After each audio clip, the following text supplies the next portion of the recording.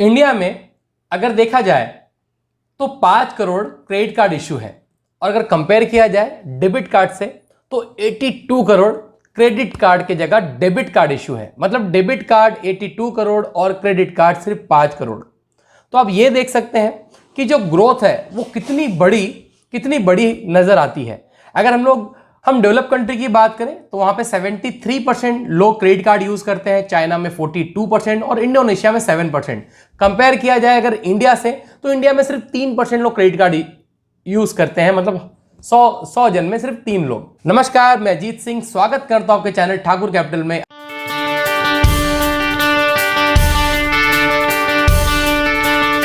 आज हम बात करेंगे एसबीआई कार्ड के बारे में और पूरा बिजनेस मॉडल समझने की कोशिश करेंगे कि क्रेडिट कार्ड बिजनेस में किस तरीके से बिजनेस में रेवेन्यू जनरेट होता है, कहां से कंपनीज को रेवेन्यू आती है और क्या कंपटीशन है एसबीआई क्रेडिट कार्ड के पास, क्या स्ट्रेंथ है, क्या वीकनेस है, किस तरीके से कंपनी का फ्यूचर हमें दिखता है और इस प्राइस में हमें उसमें इन्वेस्टमेंट करना चाहिए या नहीं करना चाहिए। ऐसा ठाकुर कैपिटल इन्वेस्टमेंट करेगा या नहीं करेगा, ये हम जानने की कोशिश करेंगे। आइए हम जानते हैं। देखें तो वर्ल्ड में जो सबसे पहला क्रेडिट कार्ड इशू हुआ वो हुआ 1950 में। डिनर्स क्लब ने ये क्रेडिट कार्ड इशू किया था जो सिर्फ रेस्टोरेंट बिजनेस के लिए यूज होता था। उसके बाद अगर इंडिया में देखा जाए तो क्रेडिट कार्ड सबसे पहले जो इशू हुआ वो 1980 में हुआ और क्रेडिट कार्ड इशू किया सेंट्रल बैंक ने। उसके बाद 1988 तक बहुत सी बैंक्स आई और क्रेडिट कार्ड बिजनेस एक ग्रोथ में चलने लगा। उसके पहले क्रेडिट कार्ड का जो डिमांड है वो कहां से आया? 1970 में जब अर्बनाइजेशन हुआ, लोग शहरों की तरफ आने लगे तो वहां पे जिस तरीके से डिजिटल पेमेंट जिस तरीके से कमर्शियल चीजें होने लगी, जिस तरीके से कंजम्पशन बढ़ने लगा लोगों का और बिजनेस बढ़ने लगे, तो एक डिमांड क्रिएट हुई कि डिजिटल मनी की। और डिजिटल मनी के बाद 1980 में जैसे कि सेंट्रल बैंक ने पहला क्रेडिट कार्ड इशू किया। उसके बाद अगर देखा जाए इंडिया में तो 74 प्लेयर्स हैं जो क्रेडिट कार्ड बिजनेस में काम करते हैं। उसमें सिर्फ 5 प्लेयर हैं जो 78% का मार्केट शेयर ओन करते हैं। सबसे पहला है एचडीएफसी बैंक जो ओन करता है 28% का मार्केट शेयर। उसके बाद है एसबीआई कार्ड जो ओन करता है 18% मार्केट शेयर। उसके बाद आईसीआईसीआई बैंक, एक्सिस बैंक और सिटी बैंक है। जिस तरीके से लोग धीरे धीरे गांव से शहरों की तरफ आ रहे हैं, क्रेडिट कार्ड का जो एक डिमांड है वो क्रिएट होता हुआ दिखेगा फ्यूचर में। और इंडिया में जिस तरीके से यंगेस्ट कंट्री है पूरे वर्ल्ड में, 29 ईयर्स ओल्ड का एक एवरेज एज है इंडिया में, उस तरीके से हम लोग ये देखें तो आने वाले टाइम में जो यंग्स हैं वो ज़्यादा क्रेडिट कार्ड यूज़ करते हैं एज अ कंपेयर टू जो ओल्ड एज है।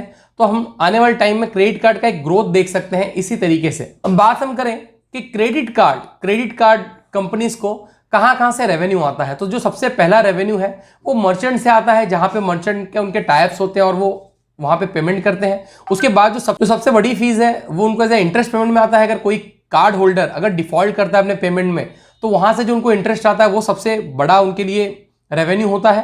तो हम लोग ये देख सकते हैं क्रेडिट कार्ड बिजनेस में अगर कस्टमर डिफॉल्ट करेगा तो कंपनीज को ज्यादा बेनिफिट है कंपेयर टू पेमेंट करना। उसके बाद जो लेट फीस है, एनुअल फीस है, ये सब चीजें कंपनी को एक रेवेन्यू देती है क्रेडिट कार्ड बिजनेस में। सबसे बड़ा जो रेवेन्यू है वो इंटरेस्ट फीस का है जब वो डिफॉल्ट करते हैं तब। एसबीआई क्रेडिट कार्ड की बात करें तो टोटल जो एम्प्लॉई है कंपनी में 3967 एम्प्लॉई है राइट नाउ। 1998 में as SBI credit card start हुई और 21 ईयर्स से ज्यादा हो चुके हैं। कंपनी अच्छी तरीके से अपना बिजनेस रन कर रही है। मैनेजमेंट की बात करें एसबीआई क्रेडिट कार्ड की तो राजेश कुमार जी हैं जो चेयरमैन है एसबीआई कार्ड के, जिनको 40 साल से ज्यादा का बैंकिंग का एक्सपीरियंस है। उसके बाद हम लोग बात करें अश्विनी कुमार तिवारी जी हैं जो एमडी एंड सीईओ हैं कंपनी के, उनके पास भी काफी अच्छा एक्सपीरियंस है बैंकिंग सिस्टम का। अब हम बात करेंगे एसबीआई कार्ड के जो स्ट्रेंथ है वो। उसके बाद हम बात करेंगे कि जो क्रेडिट कार्ड का जो मार्केट है उसका फ्यूचर क्या हो सकता है इंडिया में और किस तरीके से ग्रो हो रहा है। सबसे पहले हम लोग बात करेंगे एसबीआई कार्ड के बारे में। एसबीआई कार्ड की अगर ब्रांड की इक्विटी की अगर बात करें तो ब्रांड इक्विटी सबसे ज्यादा है। अगर देखें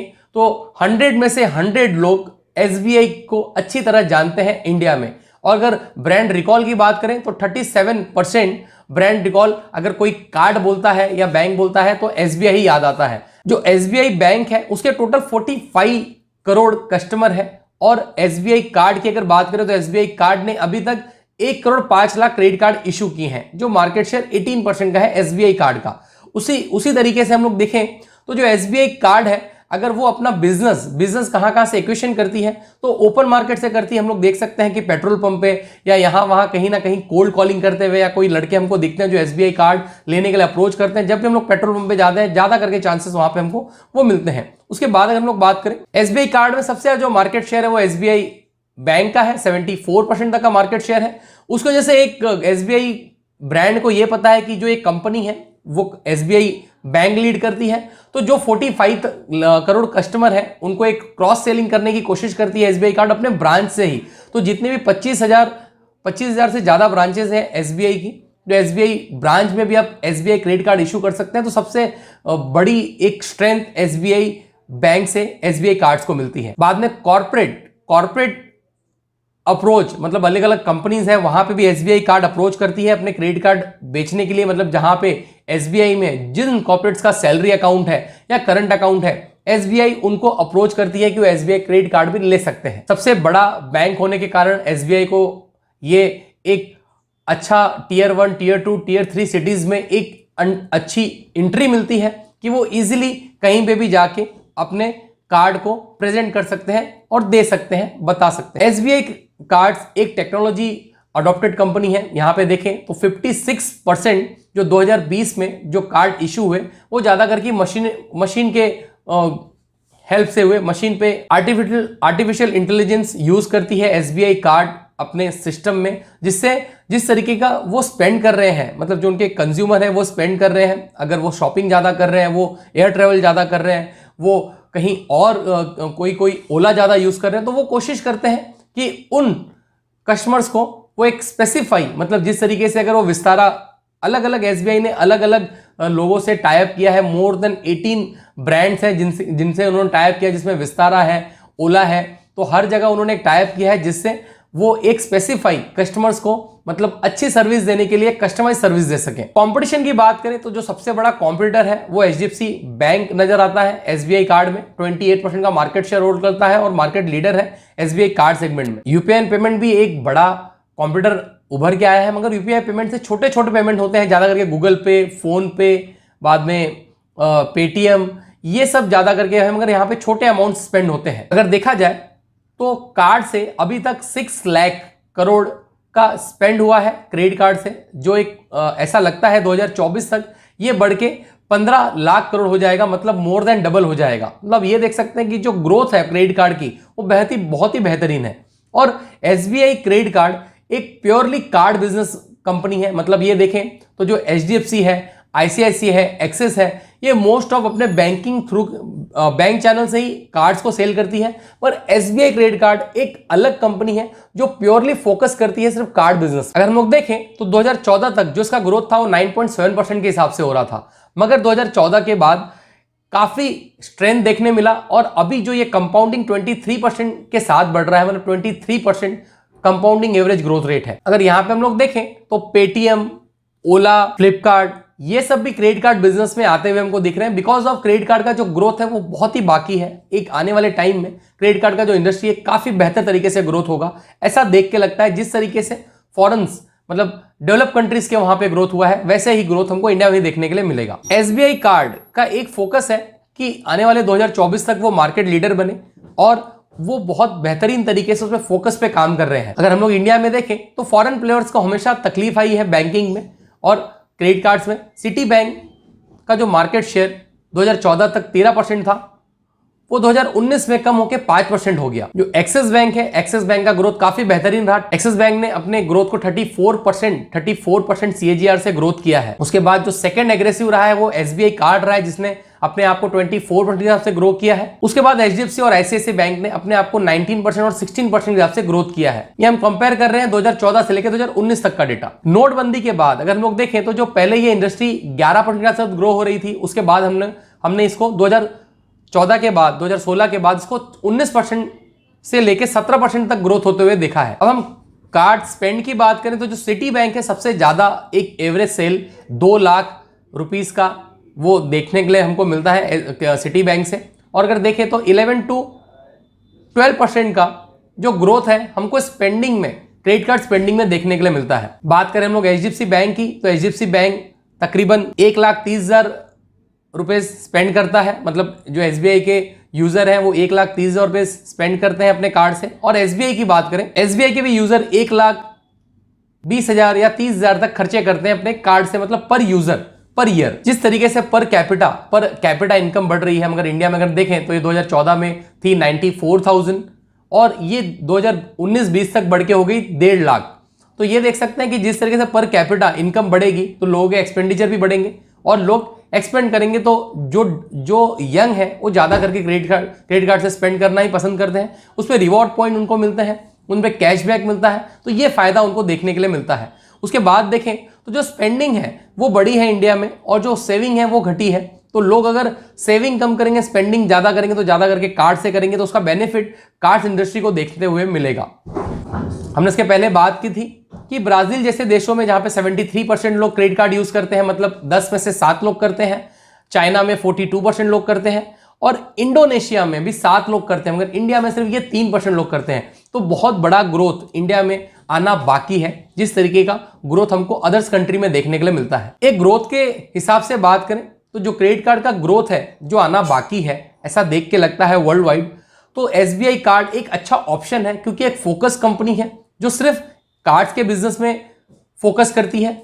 और हमको जरूर अपने फाइनेंशियल एडवाइजर से एडवाइस लेके इस कंपनी में जरूर कुछ ना कुछ इन्वेस्टमेंट करना चाहिए और कंपनी के प्रॉफिट में अपना भी एक शेयर बनाना चाहिए। आइए हम जानते हैं फाइनेंशियल्स कैसे हैं एसबीआई कार्ड के। फाइनेंशियल्स की बात करें हम एसबीआई कार्ड की, तो सबसे पहले देखते हैं कि ग्रोथ कैसा रहा है। हम देखें तो जो आईपीओ इशू है वो हुआ था 755 में, उसके बाद गिर के जो प्राइस है वो 495 तक पहुंच गया था। उसके बाद आज जो हम लोग प्राइस देख रहे हैं वो प्राइस 1049 रुपीज का क्लोजिंग दिखता है, जो हाई है लाइफ टाइम 11,040 का किया है। तो हम लोग देख सकते हैं कि कार्ड बिजनेस में एक कोविड के फॉल के बाद एक अच्छी रिकवरी हमको देखने मिली है शेयर्स प्राइस में। अब फाइनेंशियल्स जानते हैं। फाइनेंशियल्स की अगर हम लोग बात करें तो जो कंपनी है वो तकरीबन 1 लाख करोड़ तक की कंपनी है, मतलब 97,934 करोड़। जो पी है आप ये देख सकते हैं कि मार्केट ने पहले से ही प्रीमियम रखा है एज अ पी। अगर इंडस्ट्री पी देखें तो 28 का है, मगर स्टॉक एसबीआई कार्ड का ये 109 मतलब प्रीमियम पे ट्रेड कर रहा है, तो प्रीमियम पी भी मिला हुआ है। जो प्रमोटर होल्डिंग है 69.5% की है, प्लेज होल्डिंग टोटली 0 है। डेप्ट हम मैटर नहीं करता एज अ कार्ड बिजनेस में, क्योंकि यहां पे भी ये एनबीएफसी की तरह ही काम करते हैं।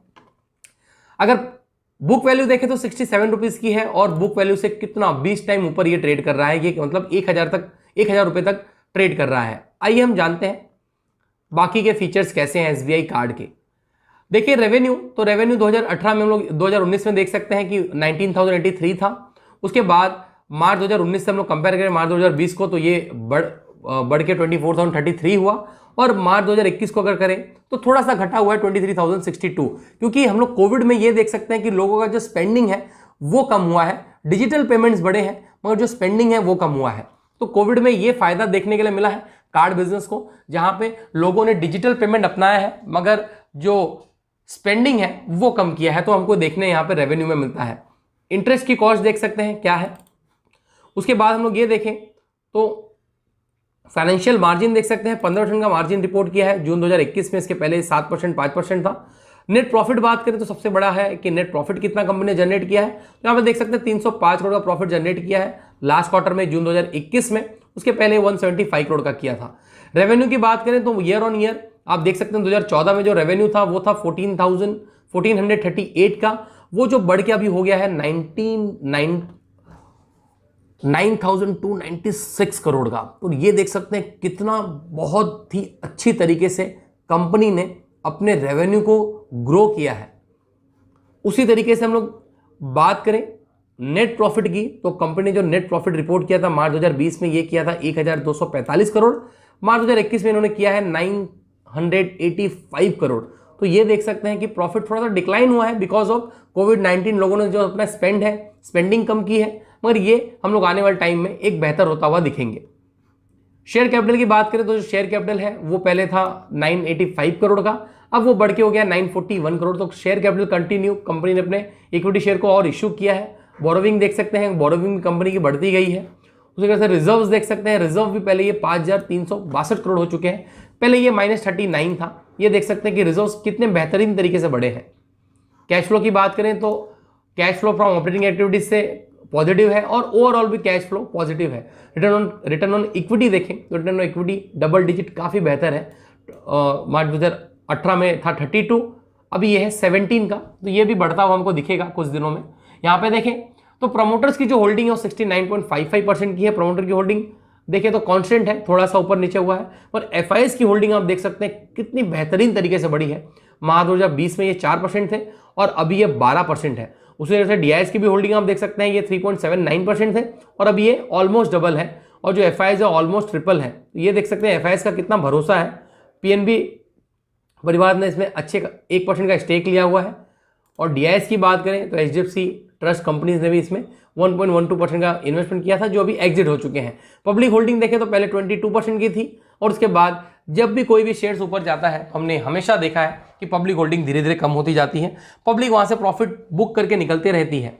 यहाँ पे हम लोग देखें तो इस तरीके का ही हमको सिनेरियो यहाँ भी देखने मिल रहा है कि मार्च 2020 में 22% पब्लिक होल्डिंग थी, अभी ये घट के आधी 11% हो चुकी है, और एफआईआईज और डीआईएस ने इसमें अपना स्टेक बढ़ाया हुआ है। अगर आप स्टेट बैंक ऑफ इंडिया में अकाउंट होल्ड करते हैं या एसबीआई कार्ड यूज करते हैं तो इस वीडियो को जरूर अपने फ्रेंड और रिलेटिव के साथ भी शेयर करें कि वो भी समझें कि एसबीआई कार्ड कितनी बड़ी कंपनी है, किस तरीके से क्रेडिट कार्ड बिजनेस में रेवेन्यू जनरेट होता है, कंपनी कैसे रेवेन्यू जनरेट करती है और वो किस तरीके से आगे प्रॉफिटेबल हो सकती है। और इंडिया में जिस तरीके से अभी एक ग्रोथ आना बाकी है क्रेडिट कार्ड इंडस्ट्री में, तो जरूर ये वीडियो उनको हेल्प करेगा उनके भी फाइनेंशियल डिसीजन लेने में, अगर वो अपने पैसों को ऐसे एग्रेसिव और फ्यूचर के बिजनेस में इन्वेस्टमेंट करना चाहते हैं। नमस्कार, धन्यवाद।